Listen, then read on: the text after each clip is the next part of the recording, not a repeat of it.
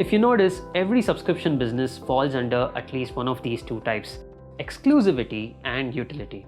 Let's have a go at the common subscription businesses around. Netflix, exclusivity, right? You have a paid plan with Netflix and you get to access some exclusive and original content.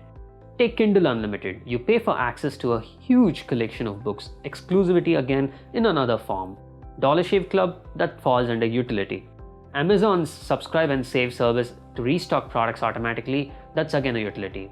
Subscription to the New York Times, that's again about exclusivity. You get to read the paper online if you subscribe to their service. And Adobe Creative Cloud subscription is again about utility.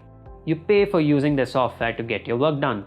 And broadly, within these two categories of exclusivity and utility, you can further have two more classifications. Most subscription businesses are either B2B or B2C. B2B refers to a business selling to other businesses, and B2C refers to a business selling to consumers. Here's a matrix of B2B and B2C businesses to help you understand better.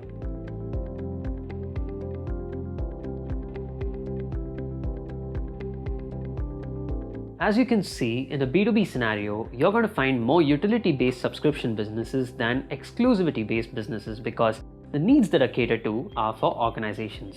Most exclusive subscription businesses are all about access to gated content, and most utility is about satisfying a need. Basically, it's a matrix of wants and needs. Alright, so let's try to classify the different types of subscription businesses that exist. There are 4 kinds of subscription businesses. First up, subscription boxes.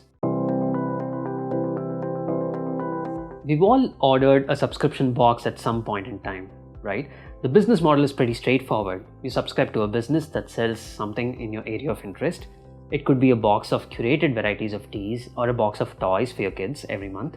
Or it could be beauty and grooming products or a box of treats for your dog. The list is endless. You get your subscription started and they send you stuff every month or for the period that you choose. Usually most subscription boxes fall under one of these 3 types: YCWAG boxes, surprise boxes, and hybrid boxes. YCWAG, or what you see is what you get, stands for those types of subscription boxes where you know what you're going to receive. There isn't much of a surprise here. You subscribe to their product or service and the business ships a standard stock of the item, like your favorite tea or blend of coffee maybe. Take tglcompany.com, which lets you subscribe to their teas. Just fill in your preference and you can choose a plan.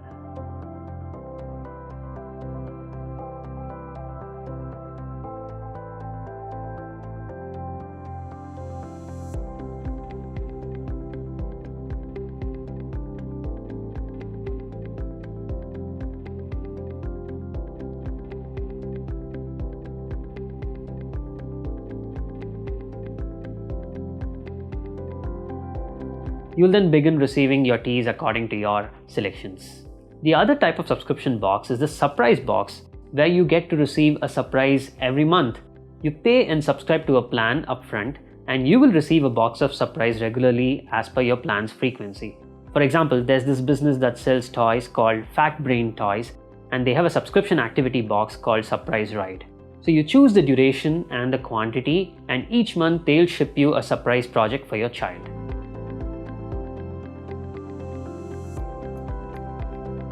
Surprise boxes are not just for kids, but for adults too. Hunter Killer is a great example. This is a murder mystery game which unravels over the course of 6 boxes. You get clues in each box so you can pin down the killer with the last box. I'm sure you heard of this already. If not, you gotta check it out. Now, the third type of subscription box is a hybrid one, where you have an option to subscribe to a combination of both a YCWAG box and a surprise box. SaaS, or software as a service, is a kind of business model where software vendors host their products on the cloud. Software, as we know, was traditionally sold as installables, where you had to purchase perpetual licenses by paying once, and then you could use the software indefinitely. With the advent of the cloud, things have changed drastically. You now have software hosted on the cloud with pricing plans available for customers to choose from. You can choose the plan that works best for you and pay a recurring fee on a monthly or an annual basis. When you want more functionality, you just upgrade to a higher plan. Cloud-based software has been replacing the traditional on-premise model rapidly. To circle back to the stat about software revenue expected from a subscription model, this is clearly not an overstatement. The best example of a business that switched tracks from a traditional software model to a cloud-based model is Adobe. To quote Dan Cohen, who's a former VP of Business Ops and Strategy at Adobe, this is what he had to say to McKinsey in an interview.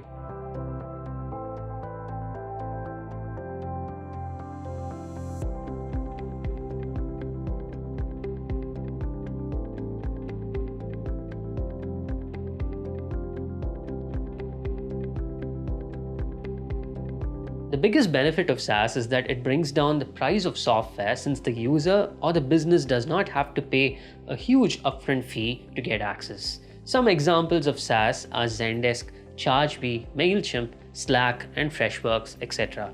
Within SaaS, there are two kinds of businesses: high-touch SaaS and low-touch SaaS businesses. What's the difference between these two? Well, with high-touch SaaS businesses, there is an increased focus on direct sales and the target segment is enterprises. If you take a SaaS business website and spot a request demo option instead of a sign-up button, then it's most likely a high-touch SaaS business.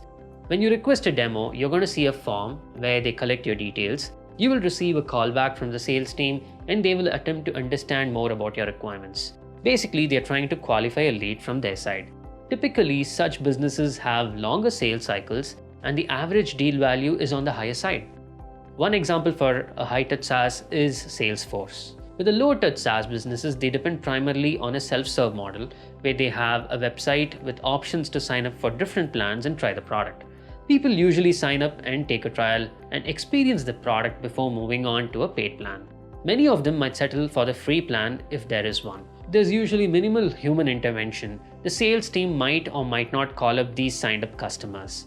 One example is Zoho, which is a bootstrap company with tons of products and is pretty much self-serve driven. For folks who have a clear knack of communicating their opinions and for businesses that have viewpoints to offer on a specific domain or industry, the publications and newsletter model can work really well.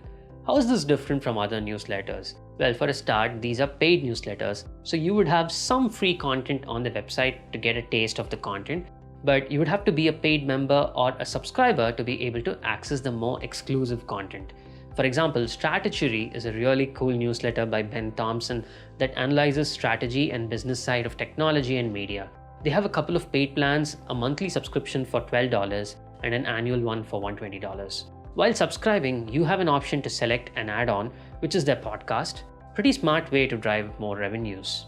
Now, the publication subscription is not just for solo entrepreneurs. It's also for the large publication and newspaper businesses that have taken the subscription route in the last decade, like the New York Times, which makes a lot more money through digital revenue than via their print subscriptions. Here's an interesting blog from our in-house team for more details about the publication model.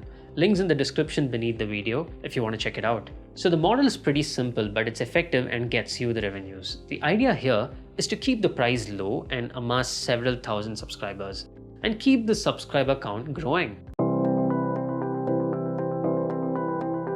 Well, this is a business model that's been on an uptick since the past few years, and it's pretty much taken over the world today. Media and video streaming refers to all forms of on-demand video and audio platforms like Netflix, Prime, Hulu, and Disney+, etc. And thanks to the global impact of the COVID-19 pandemic, the adoption of these OTT platforms has been faster. So how do these businesses make their revenues? Well, they depend on two sources: ads and subscriptions. There are a few popular business models here. SVOD stands for subscription video on demand, like the Netflix model. So you subscribe to a plan and gain access to a wide variety of video content. The business gives you the option to pick a plan, and that's how it makes its money.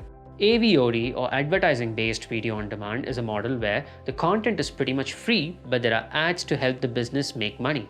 Classic example is YouTube. AVOD businesses might decide to introduce a premium subscription plan later with access to exclusive features. TVOD, or transaction video on demand, is a business model where the money you pay is for renting the movie. So the price is lower, of course, but you get to watch it only for a limited amount of time. So how big is SVOD going to be? By 2025, a third of the world's TV households are expected to have at least one SVOD subscription, up from a quarter at the end of 2019, according to a survey.